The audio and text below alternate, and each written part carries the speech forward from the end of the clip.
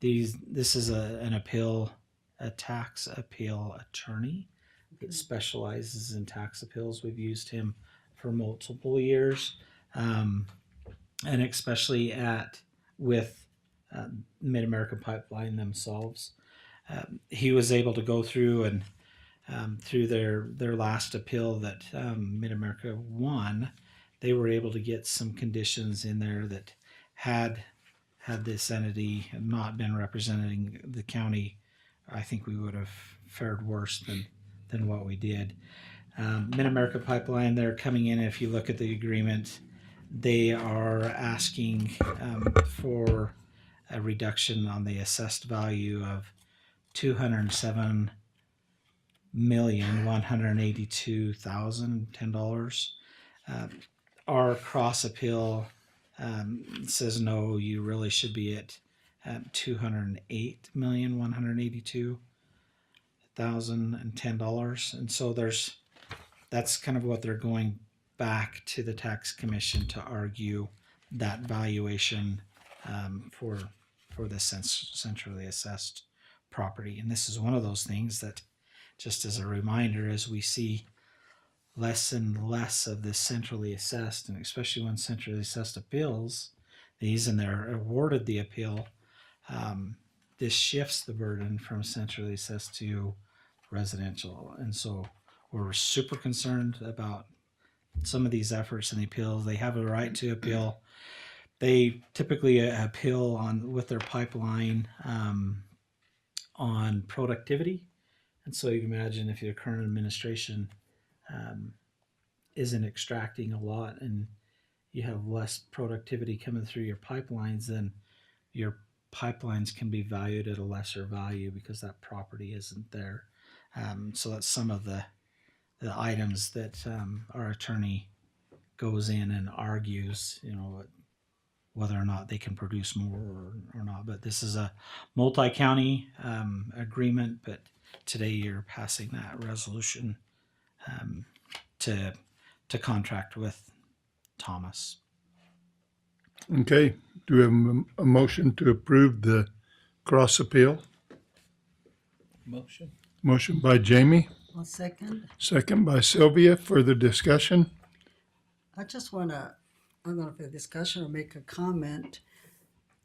This appeal is an example of how small counties, we had to work together in order to be able to do things like this, appeal and other things, because sometimes as a small county, you don't have the resources and being members of the Utah County, multiple Utah counties, we had the opportunity to be able to use our lawyers and help us. And so all this, I see this as such a good way for us to accomplish and save money and have more power by uniting and working multiple counties. Okay. Anything else? Okay, all in favor of the motion, say aye. Aye. Aye. Aye also. That's 3 in favor, 0 opposed. Okay, Mac. Item 7. 7, Yep. Tammy. Consideration and approval of the San Juan Counseling Fiscal Year 2022 Independent Audit. Morning, Commissioners. So we just got finished with our audit a couple months ago, and I'm just bringing it to you guys to have you aware of it, and I need your approval of it. Were there any findings? There were not any findings. There is a couple things that I think we need to point out on the audit. If you look at, I don't know, you guys, I don't know if you have the electronic version in front of you, but on page 11 is the balance sheet. These are a couple of things that most accountants look at. There's the balance sheet, and then on page 13 is the profit and loss. And we had a pretty good year. We came out in the black, which is always good, but it is a little bit deceiving because there's a little over $200,000 of income in there that really wasn't revenue or income. I don't know if you guys know much about GASB 68 with the URS, and the county probably had the same thing. It looks a lot better than it really is. So I just wanted you guys to be aware that there's a little over $200,000 of income in there that really wasn't income. So I don't know if you have any questions on anything with the audit. I know we have sent it on to your guys' auditors, and it becomes a part of the Yep. county's independent audit. But Well, I learned lots of new words by reading it and going to the dictionary and trying to find the meanings. But it is a very intensive, and I wonder, was your blood pressure okay? you know, I don't know. I have been through audit, and it's always very stressful. Even It's stressful and it's intense because they ask a lot of questions, and you have to go back and remember what you did throughout the year. But it's actually pretty good. Our auditors are very good at helping me understand, and instead of auditors that I feel like are coming in for a getcha, like they come in and they kind of help me understand things, and which so is they've so been much very better helpful. because you learn and you can do better. So I'm very impressed by all the things you guys do. I mean, all these programs, we are serving lots of people, and lots of comes from your program generate funds, and also is you have grants and things like that. But we do lots of service for being poor. Yeah. You know. And it's a big thanks to my staff. My staff is great, and it's a big thanks to the county too, because without the matching funds that you guys give us, we couldn't be able to provide any services at all. So, Yeah. you know, I've talked about it before. Just $15,000 from the county equals $400,000 that I get from state and Medicaid funds. Because So you can go looking for match and things like that. yeah, Yeah. Who does your audit? Schmunrich and Marsing, Okay. they're in Price. Yeah. Well, you're okay with it? I'm okay with it. All right. I'm glad it's over. Yeah. Well, congratulations and thank you. Do we have a motion to approve the San Juan Counseling Fiscal Year 2022 Independent Audit? Guess I'll make a motion to approve. Okay, motion by Sylvia, I'll second. second by Jamie. Further discussion or comment? Couple of questions, Okay. Commissioner, if I can. So, what are some of the things that are strengths in the audit that you were made aware of? Like the good things that were happening with. Yeah, so the strength is our financial position. 5 years ago, our financial position wasn't as strong as it is now. There were several things that have changed to make it that way. But, you know, the audit just looks at the finances, and it's like more of a compliance check. They don't really come in and look at like what level of services we're providing there. This is just financial and compliance and that kind of stuff. So financially, we're doing pretty well. And so that's the biggest one. How, I know the county's working, are they still under, is it, I forget, Four Corners Behavioral Health?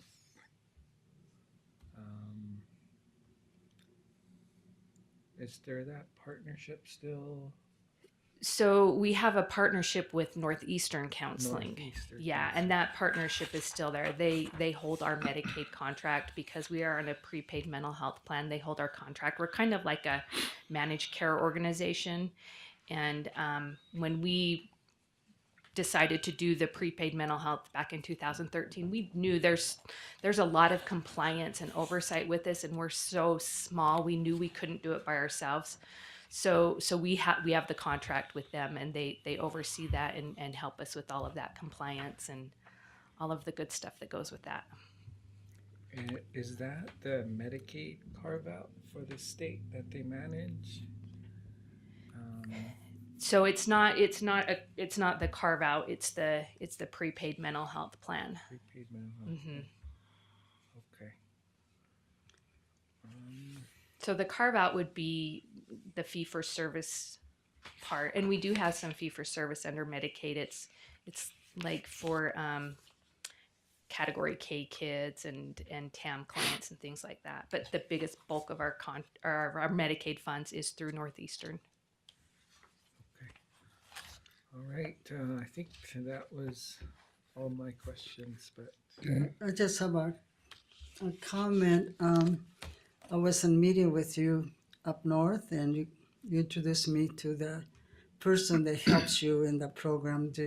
Yeah, to Kyle at Northeastern. Yeah. And I think it's always good to have a big brother, a big something to kind of help where we can feel free to ask questions and be assisted. Another thing that I'm aware, and also by your report, that you're expanding to Mexican Hat area, and that you have leased or purchased the old LDS chapel there, and I'm so glad you're doing good, but you're also looking into the future, and that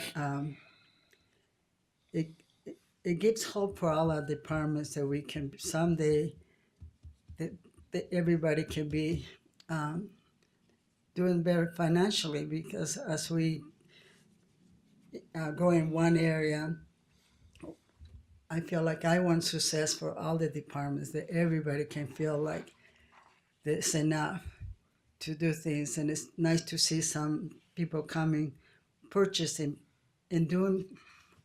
That is a good feeling, Yeah. because lots of time we are in the bottom of the pyramid, which I think we have been in as a county. In the bottom of the Maslow pyramid, you are in survival. You are everything is need, and you have need, and not much. But it's so nice to see the county moving up the ladder, because as we move up the ladder, we pull each other. We pull the not only the workers, families, and I know for the past while, for different reasons, we have been in the mode of survival and stress and things. And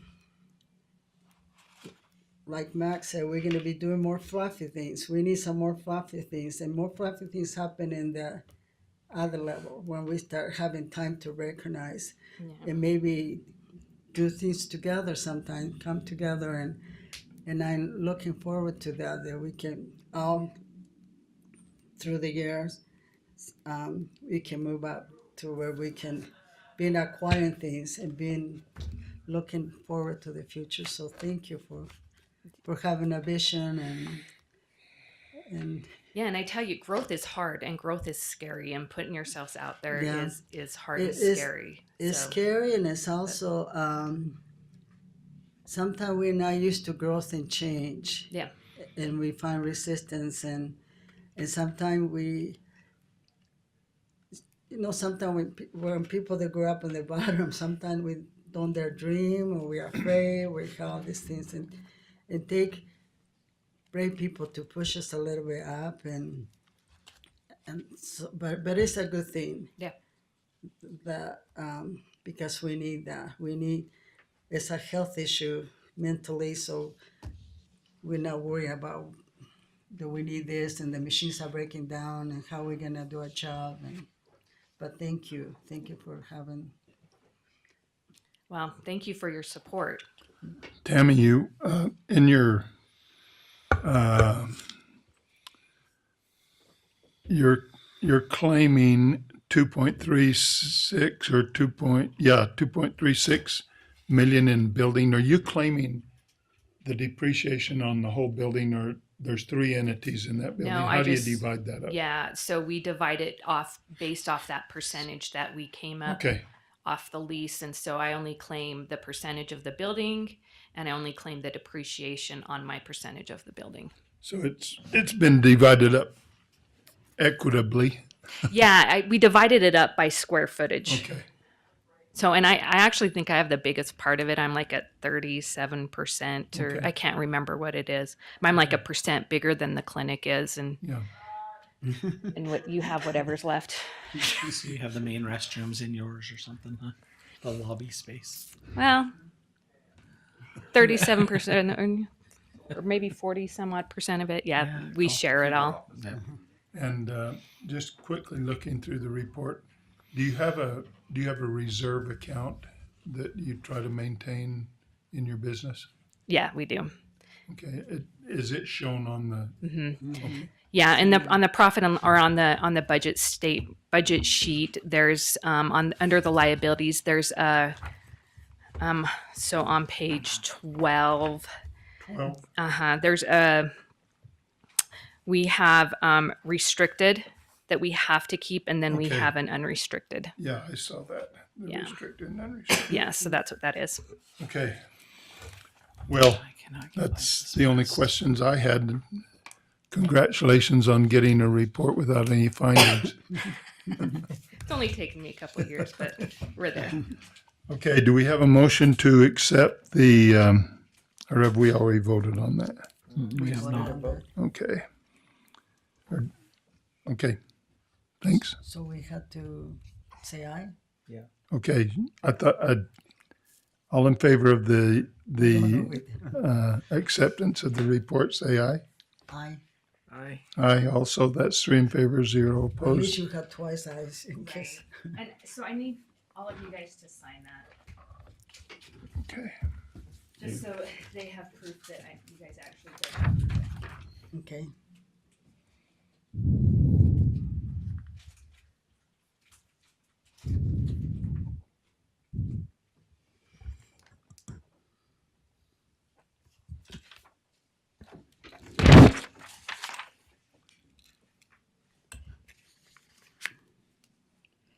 Okay, do I go here? I guess?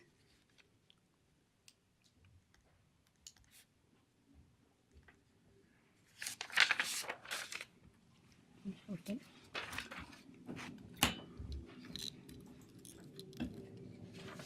Thank you. Thank you. okay. Grant, I think you got the next 4 or 5 items. I see we've got number 8. Hold off one second. Oh, that's Elaine. Elaine Oh, yeah, with. it's Elaine next, right? Hey, Sorry, Elaine. they're out of Elaine's order been on waiting. this, She's this ready. one. So Is Elaine driving? first we got Elaine with number 8, consideration approval of contract for brand Are you gonna handle that, Elaine? or USA. is- Yes, I don't, can you, Hold on, you're back on mute. Oh. There you go. can you hear me? Yes, Okay. Well, thank you. I'm actually here in Grand County. I had a meeting this morning with Grand County Active Trails and Transportation about our new trail. So, sorry I can't be there in person, but it's great to see all of you. This request is for a contractual agreement with Brand USA. We haven't done one of these in a while. And it will be for the 24 through 25 publication that'll be coming out in the spring. And it'll be focused in Canada. And of course, Canada's our #1 international market, but I still feel we could have more growth if we do some additional marketing, because we haven't done anything, no sales missions. We haven't done any marketing up in the Canadian market, but this particular Brand USA piece is it'll be 150,000 pieces in print. And then we'll also have posts, social media posts. So it's really going to be, I think, something important for us to start with. We did this in 2022, but not 23. So I'm excited that we're going to be doing this. So the total comes to 5463, and that'll come out of our 2024 budget, but we have to get the contractual commitment now so they can provide us, the page in this publication for visittheusa.com, along with the actual printed program guide. okay. Do we have a motion? I'll make a motion. Do we have a second? I'll second. Okay, and we have a motion and a second by Sylvia and Jamie. Further discussion or questions? No questions? Did a good job, Elaine. All in favor? Thank you. 3 in favor, 0 opposed. Thank you, Elaine. Drive safe.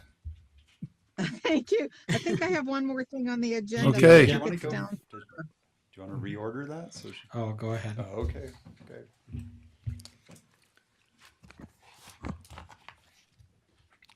We up to Grant now. Yep. Okay, Grant. Item number 9.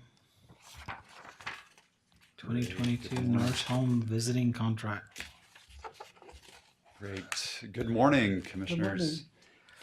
It's good to see you all. So this is a renewal of our nurse home visiting program contract.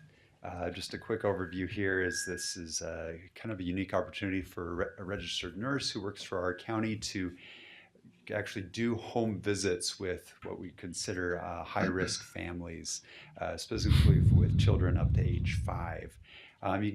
We have a list of a lot of the possible things. Thankfully, there's a little bit of flexibility with this program. We have to be really strict about what we consider high risk, but really families you can see like this variety of different things, be it mental health challenges, maybe there's some violence issues, deployment, like I said, a good variety of things that we can be mindful of. And this is very helpful where sometimes nurses very focused in a clinical setting in the clinic, but what about things that are happening in the home? And also to understand the context of what's happening in the home too. And so it allows for a lot of tailoring to those family situations. And so it also involves screenings and assessments to say, oh, how's child development going? How's the parenting skills? Health promotion, things like that. A lot of prevention that can really help as we invest in those early years, help a kid and a family really get off to a good start and address things that down the road, it's like, oh, these are major issues. Why didn't we address that earlier? And that's what we're trying to do here. So then a lot of referrals happen, be it to health or social services. Involves a visit twice a month and also monthly group activities. So some social things to get some of these families connected. Sometimes isolation is a thing when a lot of problems are happening, right? As a parent, you might feel very isolated. And so we're trying to address that. The goal here is to have 16 families be a part of the program. And yeah, this is a renewal though. And the amount that we received from the state is $149,263 for this next calendar year from July to June 2024. Something that I just recommend be mindful of if you're able to advocate. This is a year-to-year program. It's funded just on a year-to-year basis. It does make it challenging for recruitment. We don't always know if it's going to be renewed. So it makes it a little like, oh, should we keep recruiting if we're not sure if it's going to end? And so thankfully we have this next year, but if it were funded more, say, on a multi-year basis, that would be a lot more helpful. But yeah, for the time period, we do our best with what we have, though. So, and we're really grateful to be able to work with the families in this way. Do we have a motion to approve this amended contract? I'll motion. Motion by Jamie, A second. second by Sylvia. Further discussion or questions? Go ahead, Jamie. Thank you, Commissioner. I just wanted to inquire on the previous fiscal year, the one that we're closing out. How many families were we able to serve? Mm-hmm. We were able to serve 8 is the count I have had, and that's been a really good experience for those families. We have had a period where we're working with Mac on this, of course.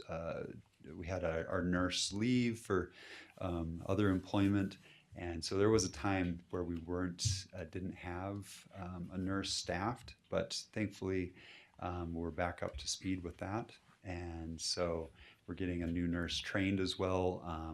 That was actually the Children with Special Healthcare Needs program. I apologize. They're a little bit overlapping, these two programs. This one we have been fully staffed. I apologize. The situation is actually is our nurse is retiring this next year, and so we actually have some other funding that's allowing that us to have a new nurse getting trained, getting mentored, and so we're really excited about that opportunity. But yeah. Something that even just this at the county fair, we were able to be at the fair, the grassy area there behind the seating, and had some activities for families, and so that was part of recruitment there. Had some age appropriate books that we were able to share. Had a little sticker that said, "Hey, for more information, let us know if you'd like to learn about the program." So yeah, we've been serving 8 families this last year, and we hope to improve that this next year. I have a, you have more, you can. Well, I was just gonna ask about the referrals. Are they more self-referred cases, or are the agencies kind of sending them your way? Good question. I'd really like to have Brittany Carlson, our nursing director, answer those more specific questions. Yeah, I don't have the numbers as far as what types of referrals or how many. But there have been some challenges too. I know we've had some deaths in the families, and so something that I've been very grateful for in the thick of those horrible things that have happened. Our nursing team has been very proactive about reaching out, being engaged. They've been a resource for those families where sometimes if you're not connected well, something bad happens, you find out later. For them, they're actively there, like just immediately. They're on that immediate text list. They find out immediately about these things. And that's a major tribute to our nurses and the way they are engaged with the families. They have that trust so that, like I said, they're working to prevent things, but also when bad things happen, they're able to be there and be directly helpful. Awesome. So yeah, sorry I don't have any Jamie, specific did answer. you have something, Sylvia? I just want to, I don't know if it's more comments. I think programs like this are very, very important because sometimes by observation, you can learn a lot more than when they come to the clinic. Right. For instance, I'll tell you some personal story because I have worked with children for so many years. We had a little boy that would come, and he was very aggressive. He would come with, he had different weapons every time, different weapons. And one day I paid a visit for the family to take something to the family, and when this little child, he was not 3 yet, was getting a heavy dosage. Those are the days of the videos, you want to rent a video of all kinds of violence and things like that. The movies and whatnot. All day long. Right. And so he just liked the weapons, so all the toys they bought. And visiting with the parents a little bit, he improved a lot. I said, buy him a book, buy something else instead of just guns and grenades and things like that. And so sometimes by going into the homes, you can observe, things. Another experience, we had a little boy that he couldn't walk. His little legs were just, it looked like he would never walk. And he had lots of ear infection, and they keep going, taking him to the doctor, and we'll give him the medication, but never cure. And then in talking, listening with the parents, they were not given the full dosage. And so we came up with a solution. When you go get the prescription, had 2 bottles, one for home, one for the childcare, the daycare. And this little boy, the ears clear up. And we start putting him in a walker, and every time he's move up, all the children would clap for him. Right. And then one day, out of nowhere, he started walking, and the parents couldn't believe how. And it's just a matter of a small observation. And we used to have a nurse that came. We have a child that was 18 months old. I was in a carrier, came for an hour during the lunch hour, and the mom said, just don't take it out of the carrier because he's going to fall asleep, and I'll drive him home. And one day when I was doing the administration records, I noticed this child was 18 months old, but small, and she wasn't walking, and it because she has problem with, as a child, when you go to child development, you have to learn about the Stages. sensory motor skill. Mhm. And I used to make sure I got correct answers and sensory motor skills, but we invite a nurse to come and watch her, and she says she has problem with texture. Like when we put in the carpet, she would cry. And then we started therapy, basically brushing her little feet with a baby brush, hair brush, Mhm. and putting her in the sandbox. And she would cry, just going from floor to different floors. We help her walk. And I think the biggest satisfaction was with me one day when I was at the doctor's office in Monticello, the dental office in Monticello. I saw this baby girl, and she was 8 years old, and she was walking straight Right. and being good. Wow. And so sometimes just a mere observation that could correct a child. So I decided that we have this kind of programs, and I have seen probably some the workers that do this, bringing some of the mothers and the children to their story hour, and they work there with, I don't know if it was a nurse working with them, but Mhm. where you can tell they're helping the mom with. Right. Yeah, overlaps a lot with some of the libraries programs, and so one fun feature we have a bubble machine. So Uh-huh. just at the fair, the kids were just loving that. So that social interaction can be really helpful. And then similar to what you're saying, our nurses, that they carry a lot when it comes to trying to serve these families, and so our nurse was able to take some vacation recently, and she said, because she had, like I said, attended a few funerals because of these families and had some major losses. And for her, she said she came back able to kind of feel reset and be able to kind of They keep have- going, where it just is really heavy. Yeah. And so we try to emphasize that self-care Yeah. so that the nurses and all of us can be really present with the families and serve. And sometimes I always compare the parents had a screwdriver and a hammer in the toolbox, and they're trying to do all this stuff. And sometimes they need more toolboxes. Okay, maybe the hammers are yelling, I'm gonna yell. I have a little grandson, he's always, why? And so I know, I said, we need to go this, why? And I say, what do you think we need to do this? And he gives me the answer, and he doesn't say why that much. And so sometimes just teaching Different a tools, parent right? a different tool, It's not they can hammer's not the only option, right? yeah, or the screwdriver. There's other She's things you gonna can do bump to him with help the them. hammer. Anyway, sorry, I talk too much when it comes to children. Right. No. It's But- true. We need help empower the parents to know there's more options. You're not alone in this. It There- pays off in the end. It It pays does. off in the end. They're healthy children. They're less crime, probably, all kinds of stuff. So, Yep. thank you. Yeah. Thanks for the comments. Do we have take a vote on the motion? All in favor, say aye. I Aye also, that's 3 in favor, 0 opposed. Next, Grant. So overlapping with this, we have a new contract expediting this. So this is a preschool development grant. This actually allows us to expand our nurse home visiting program beyond the ages of 0 to 5 up to age 8. This can allow us to increase enrollment and also can extend the children with special health care needs program, where that has more of a strict definition, and we can say, oh, this family didn't qualify for that program, but this funding could allow us to still serve them.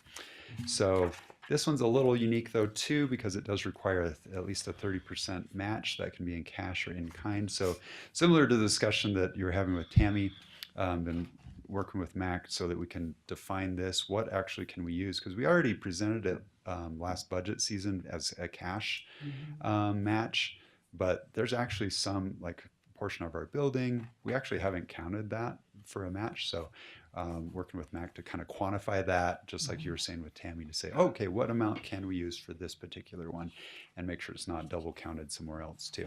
So the match requirement is $9,000, and the amount that's reimbursable from the state or from this contract is $30,000. And this takes us up to the end of the calendar year, end of 2023. So there is potential for this to be renewed in the future. And as we come into the budget season, we can decide if, with your guidance and approval, decide how much we want to contribute as a county. And then that could increase the amount that they provide. So that's down the road, though, just a heads up. Do we have a motion to approve the preschool development grant? Motion? Motion by Jamie, I'll second. second by Sylvia. Further discussion or questions? No questions. I have a question about, so how is the program implemented? I mean, you have different ages, are they working in the schools? How is the program implemented? Yeah, some of it is coordinating with new moms as they're going in for prenatal care Okay. or there's a birth. And so that's building relationships with clinical teams to make sure they know about these services so that, say, a nurse or a provider in that context can say, oh, this family might be a good fit for nurse home visiting or children with special healthcare needs. So that's one approach there, as well as, like you said, other partnerships. There's the Early Childhood Coalition for San Juan County, and that's a key part, partnering with the preschools, Head Start, other programs like that to say, oh, this family, oh, they have some certain needs that might be a good fit here. So it's a lot of coordination there as well. That's good. The Navajo Health System did the teddy bear Right. clinic this year, and they had a backpack for the children with school supplies, and even toothbrushes and different things. And it's nice because they were really excited coming home. My grandchildren all taking all this stuff and looking. And I think that, I don't know if some of your programs do this, but it'd be nice to have something for a packet for new moms Right. where they have books, because sometimes people don't realize that you can read children's book to babies. Exactly. You can even read to baby before they're born. Mm-hmm. And so Yeah, to hear the voice like that. yeah, Yep. voice and music and sound, all that stuff, it helps with brain development. So if they can be kids, and sometimes when I used to work and volunteer in White Mesa, children don't have little sisters at home. They don't have, sometimes people, they don't have books, they don't have things. And so sometimes at different stages, whatever you see those children, it'd be nice if you can have a little kid that they can take home, where they can have maybe magnets to put their paper in the fridge when they bring from school, or different things. I don't know, but I think Right. through the stage when they can go home with new tools, Mm-hmm. a little glue stick maybe. You have to tell them there's not lipsticks, you know. Mm-hmm. I don't know, but Right. just have a budget for supplies to be able to Right. help out. Yeah, so Anyway, at least once a year, the nurses and some of us get together and we create a little conveyor belt thing, right? And we say, okay, let's put together the packet. And so it includes some breastfeeding materials that's good. and like you said, all of these different resources, trying to say, Yeah. oh, let the new moms know and the new parents know, like, oh, here are the various resources we're available It to works for help. both ways. For the mom, when they see the children, oh, they can do this. Yeah, and It's like you good said, for certain both. books, the smaller ones that are really thick Thick. pages, Uh-huh. actually it's good to have the babies just play with that and even Yeah. even nub, suck on it kind of. That's actually It- one stage of development Yeah, there. because you have to Like you develop with the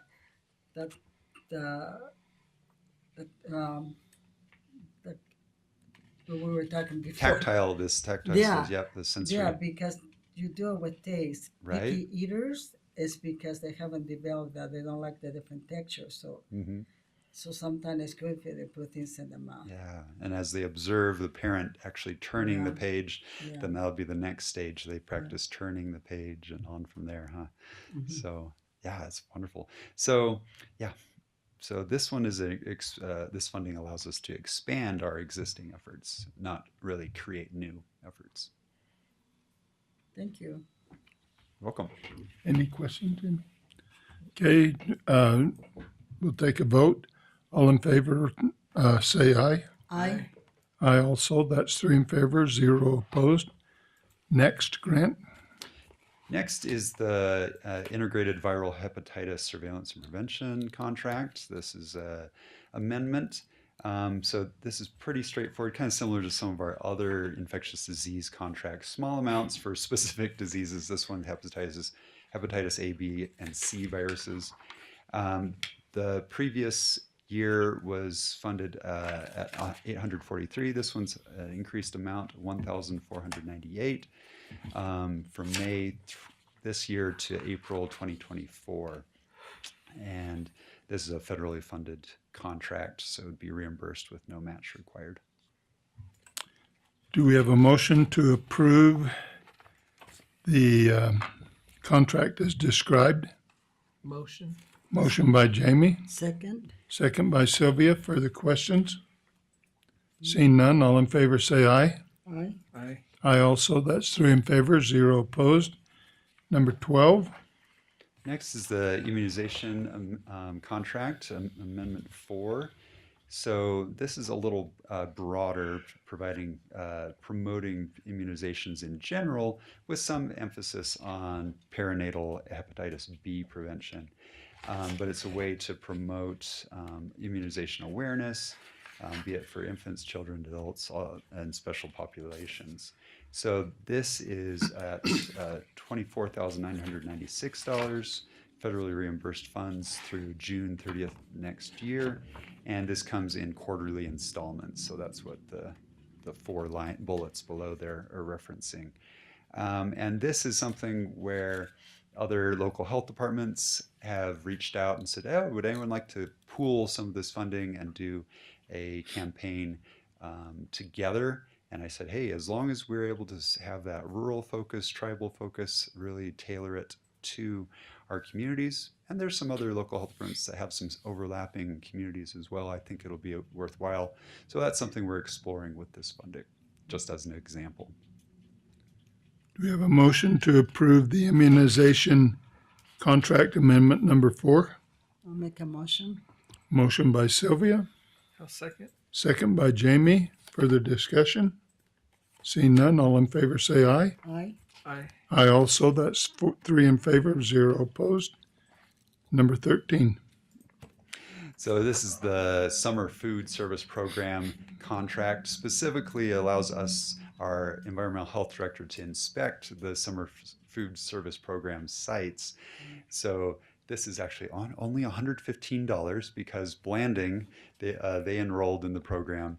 This just requires our director to go visit, make sure everything's sanitary and handled well, as it would be in, say, a school with school lunch or something like that. So very similar, just a summer program. But yeah, able to provide that quality assurance for this important program. So yeah, just for the summer really, even though the timeline says up through next year. So he'll be doing that inspection soon. Just to Do we have make a sure it's motion to approve? Or motion. Motion by Jamie, A second. second by Sylvia. Further discussion? I just have a question. So the food program, the lunch that we do in Blind, it's just all in Blanding? Did they have This in year Monticello? only Blanding signed up for it. Okay. So down south they don't have lunches? You know, I'm not sure what other similar programs our tribal nations might have. Maybe they're part of the reservation. have Yeah, those, this is yeah. just one specifically know, from the Department of Health and Human Services. I want to make a comment, especially with the Casa groceries and things like that. As you go to the around the store, I can see people buying, trying to stretch the dollar. So probably are buying things less quality of meat sometimes, just trying to stretch things. When I used to do preschool and I offer preschool service, I noticed that the low income children, they had good preschool because they had the Head Start program. Yes. The upper class children, they had good programs because they had the money to pay for it. Okay. And the ones that fell through the crack were the middle class. Usually sometimes they have multiple children and they didn't have the cost to pay for everything. So they were not preschool for that. So when I created a preschool at college, it was very inexpensive. And somebody asked me, "You can charge more," and I said, "Yeah, but I am serving this population Right. that is not being served because they don't qualify for Head Start Right. They're making too and they much don't to have the qualify money." that. Hmm. And right now, I think we have more and more people in the middle Right. because there's no extra for the extra things. I notice that children, they're not playing sports because they don't have the money to pay for Right. it. And Soccer especially sign-ups nowadays or in Blanding, little teams are traveling around. I mean, they take little children everywhere, which is a good thing, but there's lots of population that's being left. So I'm glad that Blanding serves food to all the children. I mean, they don't have, they qualify just because we are poor county, I guess. But I was just thinking about as we bring programs to realize there's a group that's falling through the right. crack that sometimes don't qualify for things and Yeah, and this is one where we're just providing, our role is to just help. provide a service. But it's Well, just, ours is to inspect yeah, that's what I mean. the Inspector, sanitation of yeah. it. So this one I haven't partnered with the schools to find out. Oh, what went into their decision to I enroll think in just the I program? think they just qualify for the food program and it's well attended. Also, the library has another little program that when they have story hour, the children leave with a little Yeah, and that's this and lunch food that the summer little food service and I program. think it's good that we have those programs in the county to Exactly. supplement and Yeah. So, like I said, Thank I'm not you. sure about the why certain places enrolled or didn't enroll, but we're at least helping Yeah. assure the making sanitation sure of that it. they stay sanitized. Yeah. Thank you. Okay, we'll take a vote. All in favor of approval of the summer food service program, say aye. Aye. Aye. Aye also, that's 3 in favor, 0 opposed. Number 14, Grant. All right. Finally, for my list of contracts is the public health emergency and healthcare preparedness programs. So this is an amendment of that existing contract. So this is a way for us, as in public health, to be part of the overall preparedness efforts in the county. Thanks to working with Tammy Gallegos, of course, on the county level. And this covers a lot of different parts. You can kind of see the different parts that we're involved with: fatality management, information sharing, medical countermeasure dispensing, all this. And so we've actually been through an active emergency, as you all know, because of the pandemic, and that officially ended this May. And so now our area of emphasis has shifted a little bit. Workforce training. We're making sure all of our staff have been through incident command training that I know you all have been through. Also updating our emergency plans so that we're like, thinking, okay, now that we're in this new phase of life, what's our approach? And then having functional exercises to really evaluate our readiness. Some of that's using the eclipse as an opportunity to practice. Okay, how ready are we? And so we'll be doing a few exercises to get ready for that, as well as be part of it. So this goes through June 30th of next year, and the state reimburses $117,610, and this has been a consistent requirement, having a 10% match, and that helps pay for part of our emergency response coordinators' salary, 10% of that. So, yeah, any questions or comments? Okay, do we have a motion to approve the public health emergency and healthcare preparedness program? I'll make a motion. Motion by Sylvia, I'll second. second by Jamie. Further discussion or comments? Seeing none, all in favor say aye. Aye. Aye. Aye also, that's 3 in favor, 0 opposed. And that's yours. All right. Done. Thank you all. Okay, next we have Elaine. Elaine, are you with us again?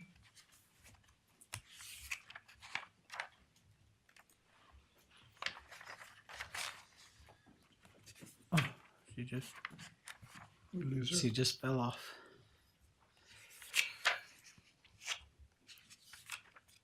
Nate, can you speak to it?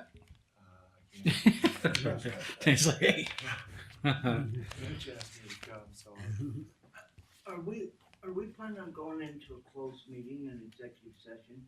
No, we didn't have anything on the agenda for. Well, we were supposed to have, Bart was gonna brief us on the windmill case. Okay. No, I thought that was all open. No, it's in my email. Okay, I missed that. We could, We can still go in, can't we? yeah, we haven't noticed. We can go in early anytime. And so, Yeah. Yeah, if we. Sorry could, about that. I got disconnected. We will. Okay. Can you hear me? Yeah, go ahead. Okay, this request is for a letter of support for the rural grant fund of $200,000 for 2024. Out of that fund of 200,000, we're going to allocate 170,000. Our plan is to allocate it to local businesses. We allocated 175,000 last year. And in addition to the 170,000 that will be allocated to local businesses, we are going to include a blight report for San Juan County, throughout the county, that will help us identify commercial businesses throughout the county, and hopefully be able to work with the owners of those commercial properties so that we can help to increase revenue coming back into the county. We're also going to support the San Juan County Business Base Camp Summit that happens every November.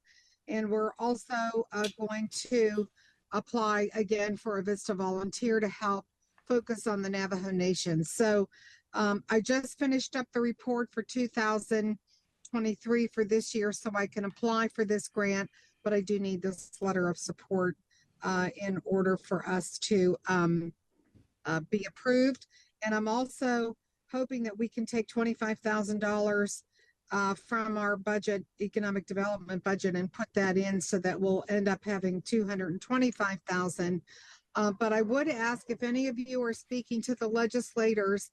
I did have a call earlier this year with Ryan Starks, and I requested that they take this funding, annual funding, up to 400,000 instead of 200,000. We had $1.2 million in requests, and to allocate 175,000 is a drop in the bucket. So if the legislators could take some of that funding out of Part B and move that into this rural grant fund for 400,000, that would make a huge difference for San Juan County. Will you remind us when we go to the legislature that we need to speak to this, Elaine, or do we need to do it now? You know what, I'd probably plant the seed right now if you happen to be talking to any of those legislators as they start contemplating their requests and budget. I'm going to circle back with Ryan Starks to have another conversation to remind him, because Jerry Gamber was on the call as well.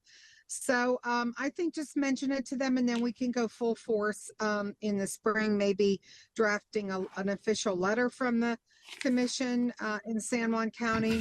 So I think if you just mention it, and if you happen to be talking to any of them now through the fall, and then we'll hit it hard in the spring. Okay. Do we have a, I just we're going to be meeting with county commissioners soon, with other county commission. Maybe there's something we can bring up to see how they feel about. We're going to be talking about future legislatures and things, one of the things we'll be talking about. So maybe this is an opportunity to kind of bring it up to the other county commissioners and see how they feel about that. That would be that would be great. And I'm hoping that Carbon, Emery, I think we could talk to Jerry Gamber, and maybe we could get something officially from our AOG requesting that they make a consideration to double the amount that's allocated. So, based on the needs, since I've been here in San Juan County for the last 2 years, 200,000, we need more funding to help our local businesses, because every dollar that we give out is money that's going to produce revenue to come back into the county. So it's really important that we, and if we can get a group together of other county commissioners, I think that would be fantastic. It would give us a little more leverage. Okay. Do we have a motion to approve the letter of support for this rural grant fund opportunity? I'll make a motion. Motion by Sylvia, I'll second. second by Jamie. Further discussion or comments? Seeing none, all in favor say aye. Aye. Aye. Aye also. That's 3 in favor, 0 opposed. Okay, we'll work on that, Elaine. Thank you so much. I appreciate your support. Have Okay. a great day. Thank you. Okay. Number 16, Commissioner Stubbs. Okay. Well, I was going to tell Elaine to stay and listen, but okay. Number 16 is a letter of support for a grant. I just want to give a little background. As a county, one of the things we have been working on is trying to build a current and future workforce. We can look at things like having students to look into working for government jobs, and by maybe working with the college of USU to develop certificates on forest management, and kind of increase the interest on science in the schools, and trying to. So there's a grant that have been written about that, and so as a part, being a member of the 7 County Coalition, I have opportunity to meet different people, and one is Keith Heaton. He is the director of the coalition, and he contacted me one Thursday. He sent an email. He said, we'd like to have a Zoom meeting with you and a person named Guy Lettinger, I think this is how you say his name. So we visited, and they had this a proposal in the making of a grant. They would bring, it had 2 parts to the grant. The first one is just trying to explore things and the goal is to create what they call a consortium in San Juan County. And basically this grant include Nevada,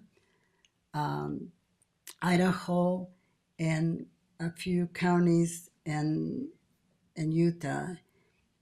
The counties they have the Salt Lake Provo area as one group, and then they have Price, Emory, and San Juan counties.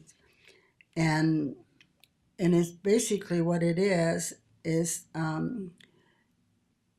they have different grants and things, opportunity being offered to trying to make transition from mining coal to other industry. And so just like the other grants that we have worked on deal with forestry and things like that to prepare our children to become part of our future labor. This one includes, it's going to have, in our area for San Juan County, will include labor research and development and even infrastructure to engage our area to build up our economy, and it's basically this one include science and technology. And one of the things they're going to concentrate in is an advanced material technology and advanced energy. And it has, if we were to make the first one and we're trying to do a study and get approval for the first time, the first round. In the second round, there'll be opportunity for businesses where people can create their own business and even work with new industry. And so it's the possibility are enormous. And so I think for now, what we're trying to do is send a letter of support to this group that's writing putting this grant together. And as part of my commitment to the county, it's been to trying to bring opportunities or bring visitors to give us more opportunity. At first, I did invite the people from the Seven Coalition to come, and with that group, we had 2 senators. We have a group of about 40 individuals that came, and we toured the Lisbon Valley mine and also Energy Fuel, just to kind of showcase what we have. And because that opportunity, this other opportunity is coming our way. And when I talked, we had a Zoom meeting with Keith and Doug and Guy. He said to me, I can be there next Friday and Blanding. And so we put together a meeting to listen to his presentation, and we had several agencies and several people, key people in the community that came to listen to the presentation. And from that presentation, they were asking for support, letter support. So this is the background, maybe too long, but I just thought that I wanted to be dreaming about the possibility. And I think we always need to wish, to make wish come true. We have to have wishes. And so anyway, so that is the sell pitch, I guess, for this letter. Okay, do we have a motion to approve the letter of support? Motion? Okay, do we have a second? I'll second. We have a motion and a second. Any further discussion? Any questions? So, Just a comment to support Commissioner Stubbs in this letter. I think the opportunity in regards to UWAMI, I think is what they're calling themselves. They're trying to submit a grant to the federal government so that they can move forward with bringing all the counties that are involved together to move forward with certain steps to follow and planning and making it happen. I know that this will benefit San Juan County significantly, so I think Yeah, it's a I positive agree. step. and it will become a critical hub for the minerals that we have here in the area. And it's working with USU, and then the new campus is going in Murray Valley. We can have certificates for the students that they can start preparing for science. And so I'm, as a former educator, I am excited about the possibility of children looking forward to make progress in their education and be able to have jobs that can help them support themselves and family and keep climbing the ladder. So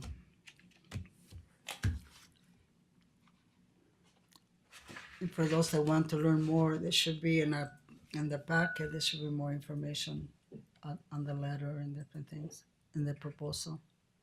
Okay, all in favor of this letter of support, say aye. Aye. Aye. Aye also, that's 3 in favor, 0 opposed. Thank you, Sylvia. Number 17, consideration and approval of Spanish Valley overnight accommodations overlay development for the balanced rock. Why? All right, I appreciate the developer hanging in there throughout this whole entire meeting as we finally get to this item on the agenda. You've seen this before multiple times as it's come back through as the rezone, which was kind of the first initial out of the gate for this development. And then the first step was to approve the overlay for overnight accommodation district.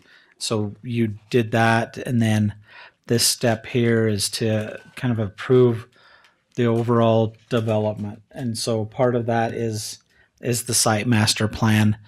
The commission, we did take this to the commission, and that's kind of where things kind of hit the fan for the developer and for the county. As we looked in Chapter 10 of the ordinance, it has pretty specific items that the development has to have in it, and the site master plan had it to do it, to the surprise of the developer.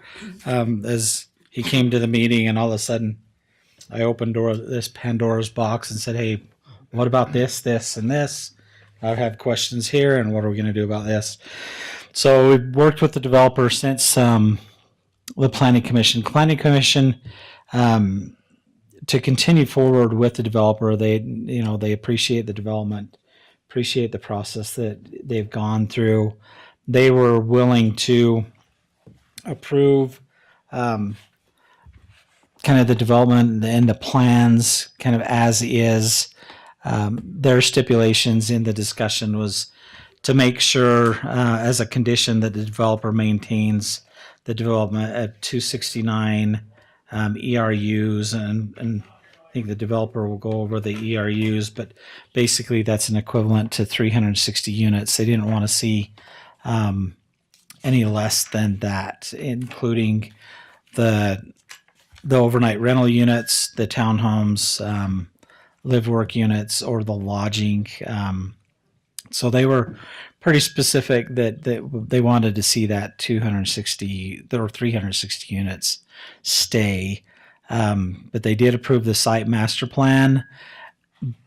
As the revision date back then was July 11th. We've since made some modifications to that, but they wanted to make sure that they complied with Chapter 10 of the Spanish Valley ordinance for this overnight overlay accommodation district. And so we've worked with the developer to go through and add to it. And I don't know, we can invite the developer up and go through kind of in here. He's presented kind of the changes overall that they've incorporated into the development, specifically the site master plan since you've last seen it. I don't know if we want to go through each one of those specifically, but at this point in this stage, you should be approving the development in total, as it's going to look, feel,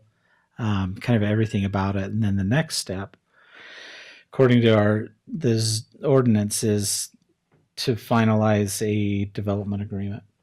And in that, it kind of puts it back to county administration as well as the Planning Commission. We need to reverse that a little to where we bring the development agreement back to the commission to enter into that agreement, not me. Shouldn't be delegated to me nor the Planning Commission. Development agreements are what will wind up in court if there's any concerns or issues in the future with the development. And so it makes more sense for me to push it back to the actual legislative body and have that approved there. So you'll see it one more time. But in here, it's supposed to lay out kind of everything that we want in the development. Curb, gutter, sidewalk, roads, street lights, trail system, what that water retention basin, what they look like, how the look and feel of the overall development plays out on here. Let's see. All right. So I've got a list of the changes on here. I don't know if you've had a chance to go through some of this. I don't know James, if you want to explain what you've done to the development and kind of, I've got your presentation that I can pull up if you want to go over that, or That'd be great. how best do you want to Yeah, I explain? think so. That this is the comprehensive list of changes, and some of it's just kind of minutia. But I did include the major changes in that PowerPoint. Okay, let me get to that. Let me switch it over to for the audience as well.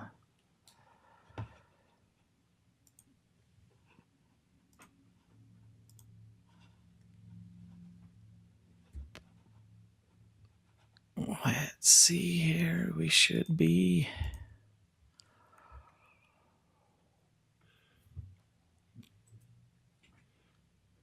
So as Max said, since the Planning Commission meeting, there were a lot of things that we updated to the SMP.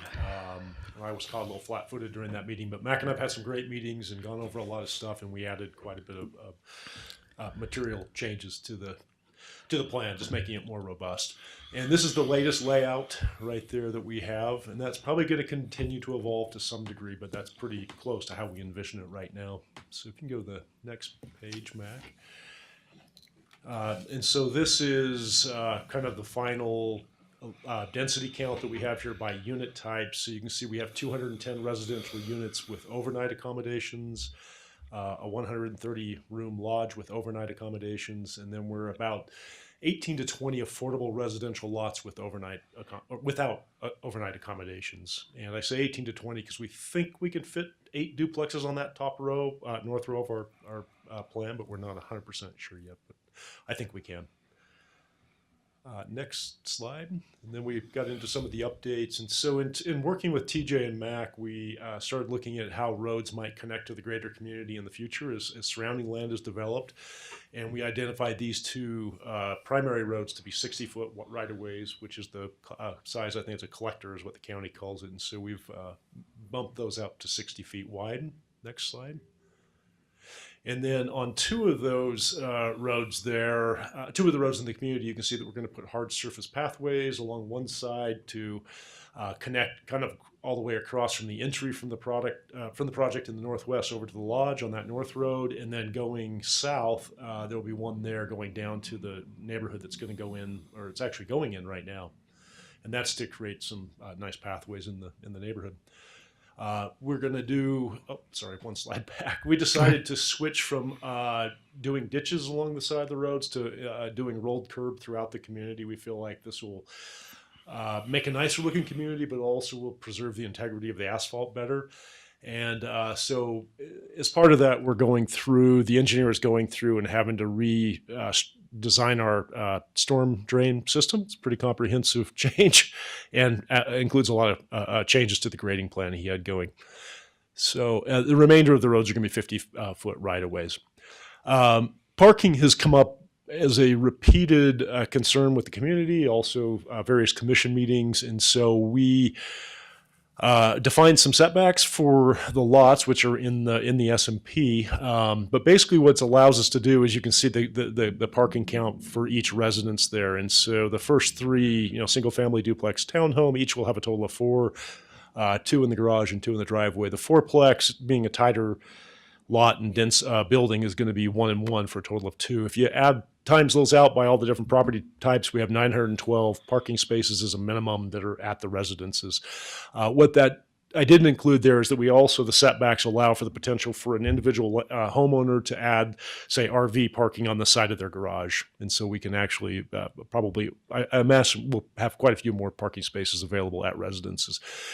We also added some overflow parking spaces. I can't see the numbers, but I think we're around, 30 on oversized, and I think it's 52 on passenger? 82 on passenger 80, vehicles. Yeah, so that can be overflow parking for people who bring extra cars if they do. And then the lodge, of course, has a separate parking parcel for a parking lot there. That will be defined in the future. We spent a lot of time on architectural and landscape guidelines. We created Exhibit G. It basically was 25 pages that went over materials, design, landscaping, lighting, parking, setbacks, etc. We anticipate that's going to continue to refine as we get deeper into look and feel in the engineering for the community, but it kind of sets the guidelines right now that we're seeing. We'd like to refine it further as we go along. as we get to the CCNR stage. And just a reminder, I think we talked about this in this meeting, but the duplex lots are basically, they're two separate residences, but commonly are owned by one owner.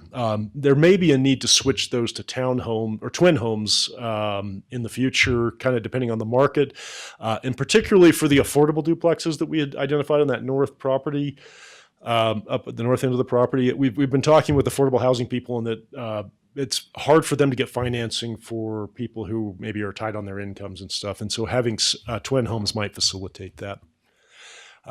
We've also updated the will serve letter for water and sewer. And then we also updated the traffic analysis. And those are both based on the current densities that I was talking about earlier. And then on the lodge, in talking with Mac, so overall, we want the lodge to fit in with the greater community, with kind of that desert modern look. We want to have a nice quality looking project. The problem is we don't know who's going to develop the lodge at present. We hope to start going out and looking for partners or someone who might want to buy that land and develop it. But so the architectural guidelines are not defined in the document for the lodge, but we do expect them that ultimately they're going to meet the standards of the community. The other note is the footprint of the lodge is just an estimation of what we think it might look like. It could very well change. And then the other thing is, if any of the 130 rooms aren't built, we'd like to convert those ERUs to other uses. And if the lodge isn't built at all, we'd like to be able to convert those to other residential uses also. I think that was it. I think that's it. Yeah. Okay, let's see here. Try to get out of this. Let's see, let's keep that. So, as he had mentioned on here, the roads. If you remember back to your training, when we had the state ombudsman come down and train you on land use, one of the discussions that we had is, it's been reiterated a couple times, is if the public uses a major thoroughfare to go through one area to get to another, and they constantly use that for 10 years, after that 10 years, it's the county's, because by rights, the public are using it as a public thoroughfare. And so with that in mind, we talked to the developer on here's, okay, let's plan for that now. Not that the county's going to take over maintenance of these roads right now, but in 10 years, give us some roads that are wide enough that we can get a snowplow through, especially if there's parking alongside the road or whatever the case is.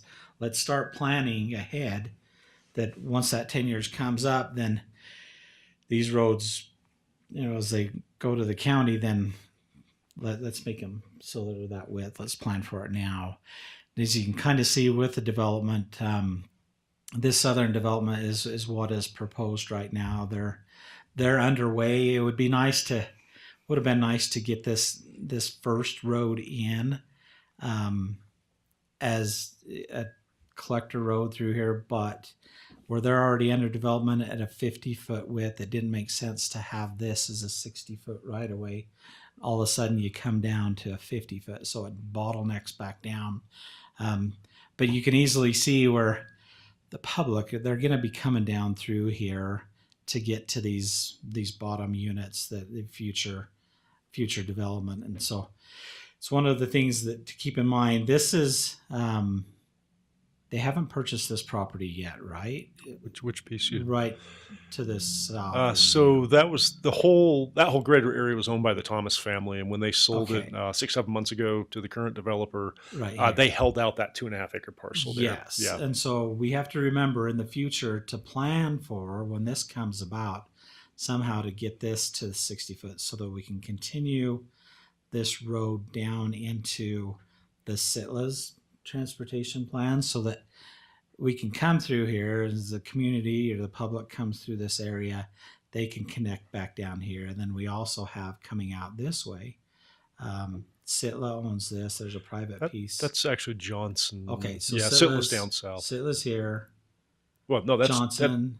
So Johnson goes down to basically to the end. See where that road exits? The next road down. Okay. right yeah, here. yeah. Johnson is north of that, and then Sitla south of Because that. our water tanks are up here Correct. on that Sitla Yeah, your land. road wraps around Johnson to get up there. Yes, yep. Yeah. And so you have the potential for this backside to be developed through there. And so we wanted to make sure that we had that 60-foot right away through here as well. And so I appreciate the developer, adding that into it. One of the things that I don't know and I can't find in the site master plan is at one point in time you talked about Allen Street, paving that coming into that. Is that still? Yeah. Okay, that wasn't mentioned in here, and so I just wanted. Oh, is that not in the S&P? It might be in the application. Okay. I know it's in there somewhere, but yeah, Okay. we definitely want to Okay, so we're participating extend Old in Airport that. Road. All right. Yeah. Okay, and then like you had mentioned, we are. He is going to be adding the rolled curbing in there. That was kind of critical as you see these areas that don't have curb and gutter or sidewalk on these paved roads. Oftentimes, as people park on the edges, that They're breaking they down. break off, and so this will help maintain the integrity of that asphalt, like you'd mentioned in that. So that was one of the things that we worked with the developer to make sure that we had that, and he talked about on here just kind of having some of those paved routes on here. So instead of the sidewalk, we'll have that pavement so that people can continue to walk through here and join into the trail network that he has planned in this development. But yet still as they transition through these other developments, then at least it'll be some hard surface through that. It's unfortunate that we didn't think about it sooner because we could have had this development. And I think it's kind of a pretty good testament to when we have these projects come in like this, especially these sizes, that we're thoughtful enough that we don't let them just develop in an island context, that we're backing up, looking at a broader A master plan vision. kind of thing. Yeah. One other thing about this project is a beginning, like trying to put a puzzle together. You have the first piece, and then you can start visualizing Yes, doing yep. other things. And so, Yeah. because that's one thing I noticed as I visit the area, which I do every time I go up north. I just enter and go trying to memorize where things are. There are lots of dead ends. I can think if a fire started in one, it would be really hard because you just don't know how to. If you're not familiar with the area, how do you get to it? And I think all these things are happening here, are creating the kind of more cutting down the flow of a normal traffic or something. I don't know. But Okay. So let me stop sharing that and get back to ours. I think we're pretty close to being there. We're still not, to me in my mind, we're not yet to the development agreement stage. I think there's still some things to work on. One of them you had mentioned is the CC&Rs as well. Earlier today, we had a pretty big discussion about overnight rentals and some of the nuisances that are caused by them. And I'm hoping we can work with you on the CC&Rs to just kind of put some rules in place to help with that. And I know with your other developments, you guys manage those pretty well. And I think it's important to have that kind of as part of the development agreement as well, to kind of help us with that, because I know that we're struggling. We spoke to some neighbors that have signed a petition that they're just tired. They're done with these overnight rentals, and they're moving in, and by the gross into their neighborhood, and they're like, we don't have a deputy in this area that's designated to this area 100% of the time, and but we look and we showcase developments like yours coming to fruition, that you've followed the correct path in our zoning ordinances, and you've taken all the right measures to to make sure that you're above board with everything, you're following our ordinance to a T, and then hopefully we can get that implementation side of it. So at the end of 10 years that, people continue to look to this development as being that showcase, for the area. Not that other developers aren't doing that, but I think overall, I appreciate your willingness to go through and work with us on some of these changes. There are some items in here that we still need to clear up. One of them is, on page 13, we've got parking in there. It still has one space per dwelling unit, and but on the other page, you have the 4 parking, stalls for those townhomes and things like that. And so I think it's pretty close. Commissioners, I don't know if there was anything that you guys could find in the SMP that was a concern to you, but I think we're pretty close. It doesn't, in the conceptual plans, you can kind of see what the intentions are and what the look and feel of the development will be. And this is something that in the development agreement, we're going to want to flesh out a little bit further so that we know what everything is looking like. Like I mentioned, there's still some movement on here as we try to get the stormwater retention basins and the parking all to mesh and melt in here. We just need to do some little fine tuning before we get to that. And so I don't know if you guys have any concerns or concepts or things you want to look at or add to the development. Well, I had the opportunity to have been from the very beginning in this project, and I dare to say this is my favorite meeting because I just sit in the back and just watch, and I don't have to do anything, just observe. And I'm so amazed about our volunteer commission, how they take this job seriously. For the not this commission, but the commission, the building, zoning and building. I mean, that commission that you come, and how they, and the patient that you have as you sit there and just kind of wait. And I think you should bottle patient. I think you can buy it. Anyway, but I appreciate that.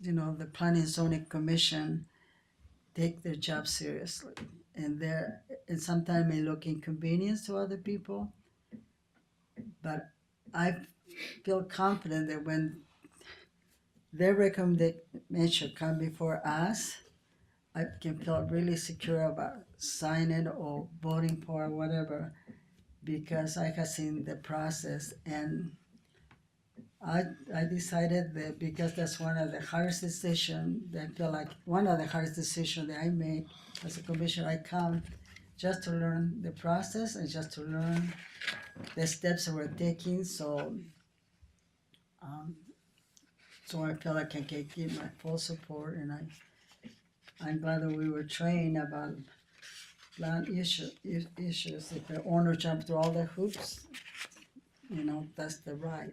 And so I appreciate you being patient, and in a way, you are a guinea pig. And so this is gonna help us to sometimes being a first or something is a good thing, because you're training us, and we appreciate that. And anyway, Yeah, thank you. thank you. Okay, anything else you want to say in closing? I just want to say Mac has been incredibly good to work with. Yeah, Thanks. it's good to be working with someone who really knows their stuff and Yeah. gives great feedback. So And it's good to have somebody that can give you feedback to help, because we are in the business. We pass a resolution where we say to the world we're open for business, and so we can't just let people walk in blind and I say no because they don't know what we want, and so I I think it's a good thing that somebody can, like Matt, can help walk us through and anyway, thank you. Do we have a motion to consider and approve the Spanish Valley Overnight Accommodation Overlay? Is that what it's called? Okay, I make a motion. Okay, Sylvia makes a motion, I'll second. Jamie second. Any further discussion or comments? Seeing none, all in favor say aye. Aye. Aye also, that's 3 in favor, 0 opposed. Thank you. Okay, Thank got you. one more step, it sounds like. Yep. That's the big one. Yeah. Thanks. Appreciate that presentation. We still, is Bart gonna, Yeah, only he can't get in. Can we send him an invite? Let's see. Yes. No, I wanted to hear it for 9 o'clock.